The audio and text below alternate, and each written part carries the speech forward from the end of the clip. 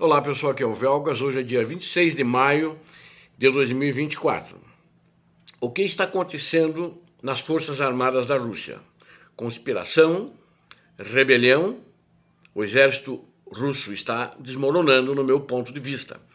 E nós vamos desenvolver esse assunto já a seguir.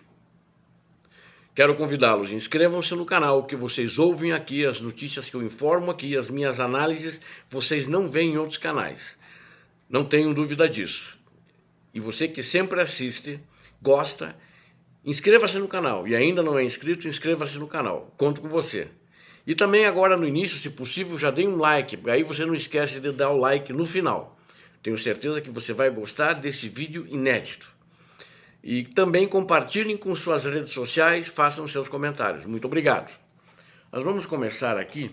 Eu quero falar sobre o que está acontecendo no exército russo.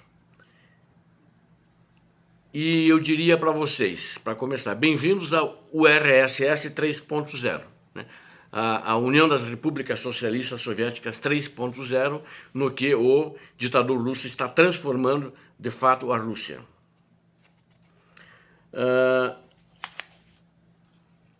Em Moscou, né, as notícias estão chegando a cada momento e estão, vamos dizer assim, as coisas estão pipocando, principalmente pela prisão de 5 generais e uma série de outros oficiais superiores ligados a esses generais. E a propaganda russa, do ditador russo, tenta esconder a dura realidade, pintando uma imagem falsa, bonita para todo mundo e principalmente para o público interno, para acalmar o público interno, inclusive o público interno militar. Eu quero começar mostrando para vocês uma coisa, uma posse diferente que depois dessa eleição do Putin, do ditador russo, quando ele foi declarado o novo presidente da Rússia. Foi feita uma solenidade, não sei se vocês assistiram, se não assistiram, procurem na internet. Ele foi ungido como imperador.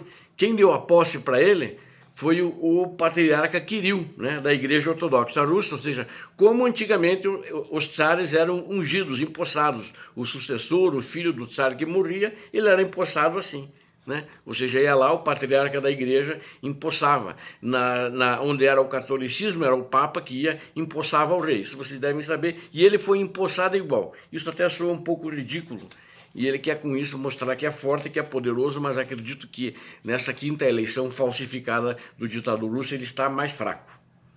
E a primeira coisa que ele fez, ele substituiu o ministro da Defesa, o Sergei Shoigu, substituiu por um economista que não entende nada de exército, não entende nada de guerra, não entende nada de armamento, em plena guerra com a Ucrânia, o que ele, de uma maneira que acho que já se arrependeu de chamar assim, chama de operação especial. Não sei se ainda chama, mas chama de operação especial.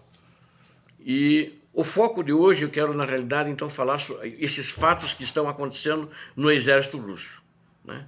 Ele substituiu primeiramente antes dele substituir, ele prendeu o segundo homem no Ministério da Defesa, que seria o substituto do general Sergei Shoigu, que era o ministro da Defesa, o Timur Ivanov, que eu já falei num vídeo do dia 9, próximo passado, desse mês, né? E se vocês quiserem, revejam esse vídeo que eu chamei lá de Conspiração em Moscou, né? Então, podem dar uma olhada nisso, foi no dia 9 que eu passei. Quem não viu, é bom recapitular até para ter a sequência que eu estou fazendo aqui. Ele foi acusado de corrupção, foi preso e levado para uma prisão da KGB. KGB são prisões de segurança máxima, onde pessoas muito perigosas são presas lá. Normalmente espiões, estrangeiros, alguém assim, ou conspiradores, né, como o Navalny, poderia temporariamente ser preso lá até ele ser julgado. Então era isso. Bom,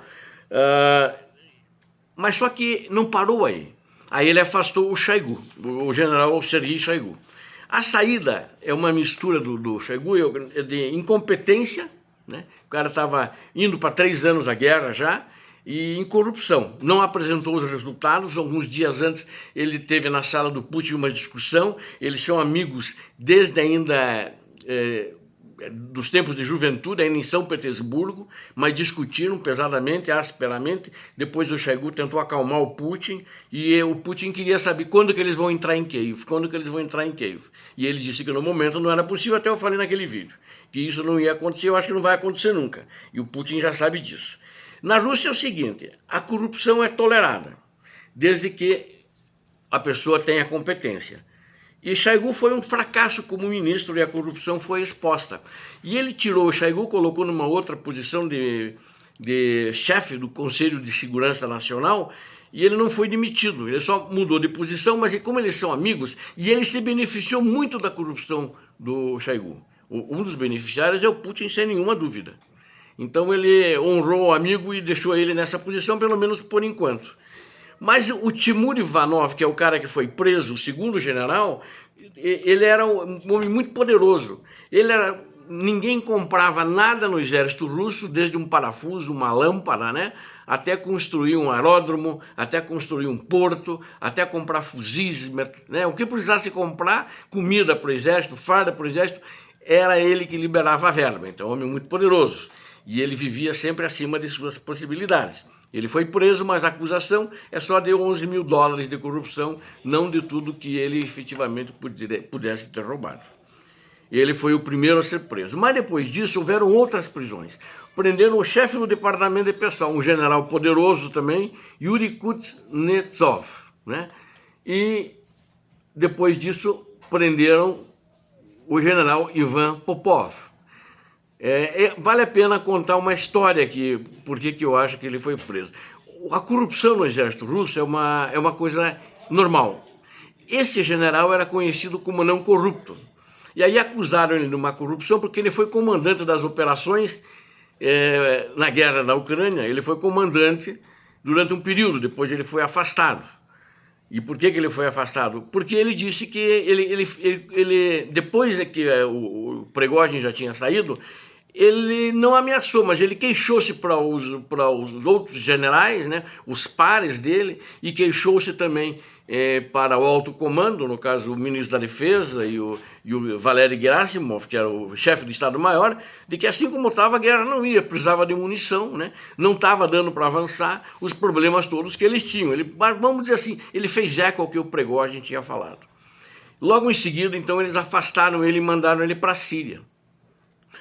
Né? Mandaram ele para a Síria. E Síria, o cara ir para a Síria do exército russo, segundo informações, é uma punição. Mas mandaram ele para a Síria.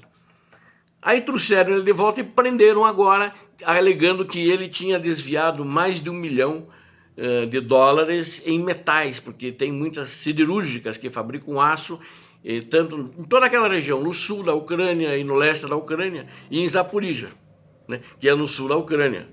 E ele ficou surpreso, ele não vive acima de suas possibilidades. Ele só tem um carro, tem um apartamento, que é normal para um general ter isso, até poderia ter um pouco mais, vivendo do seu salário. Mas está preso por corrupção também. Todos eles acusados de corrupção. E agora, por último, foi preso o Vadim Chamarin. O Vadim Chamarin também é um general que era responsável, o poder dele é muito grande por toda a comunicação do exército, né? Toda a comunicação entre as unidades de aviões, aviação, tropas em terra, ele era responsável por todos esses sistemas. Foi preso, né? Isso aqui, na minha opinião, na minha análise agora, ele faz um eco ao falecido, né, ao morto, Yevgeny Prigozhin. O Prigozhin, que fez um motim, um movimento, foi tentar avançar sobre Moscou, tomou Rostov, foi recebido pelo povo em Rostov, e mais tarde vocês sabem até que ele morreu, que aconteceu assim.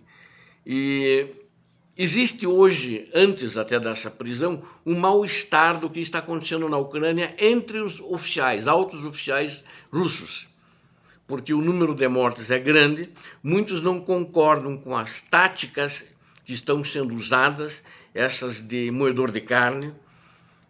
Os soldados vão para a morte e não conseguem resultado. Vire, por exemplo, o caso de Chaziviar. Estão desde o ano passado tentar Chaziviar e avança todo dia, manda um moedor de carne, morrem soldados, destroem tanques, destroem blindados e não há resultado.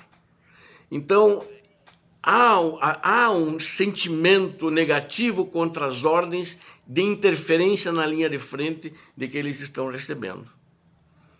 E o ditador russo, com medo, mandou prender essas pessoas para investigá-las sob o pretexto de corrupção, mesmo que algumas delas sejam, afastando-as e procurando colocar outras pessoas no lugar que ele considera agora de sua confiança, que não vão fazer um mutim, como fez Prigozhin, que não vão atacar Moscou e vão mantê-lo no poder. Bom, isso que está acontecendo no meio russo, ele está uma insegurança muito grande e pegou mal no alto comando e nos oficiais superiores das Forças Armadas que estão dirigindo a guerra na Ucrânia. Refletiu muito negativamente isso. E também o Putin sentiu isso. Disseram para ele, ó, não pegou bem. E isso mostra claramente que não existe uma unidade no exército russo. O exército russo está dividido. O exército russo não tem conseguido e não conseguiu nesses 3 anos que ele está indo para a guerra na Ucrânia, os resultados esperados. E pode ter consequências muito negativas a esse ditador que quer ser imperador, que foi ungido como um imperador sem de fato sê-lo. Isso acho que já está tendo consequências. E essas consequências são sentidas justamente em todo o teatro de operações, onde a Rússia não consegue avançar. Onde a Rússia entrou em Kharkiv, foi segurada e agora o ataque cessou. Está muito, vamos dizer assim, muito lento, muito xoxo e muito devagar. Isso inclusive confirmado pelos próprios russos, que esse ataque cessou, não tem mais. E, na minha opinião, esse exército está começando a desmoronar. Esse exército que era conhecido como o segundo melhor do mundo, os seus generais são enviados para a prisão na KGB, estão com problemas que não vão conseguir levar essa guerra à frente. Como essa guerra vai terminar? Como Putin vai acabar? Quem vai vencer essa guerra? Quem vai derrubar Putin? O exército ucraniano? O exército russo? Ou a economia? Ou um combinado, vamos chamar, um combo dos três? Obrigado a vocês que assistiram esse vídeo, conto com vocês. Inscrevam-se no canal, deem seu like, compartilhem com suas redes sociais, façam seus comentários. Conto com vocês. Deus abençoe a vocês que assistiram ao vídeo, que se inscreveram. Deus abençoe a Ucrânia, Deus abençoe o Brasil. Paz e bem.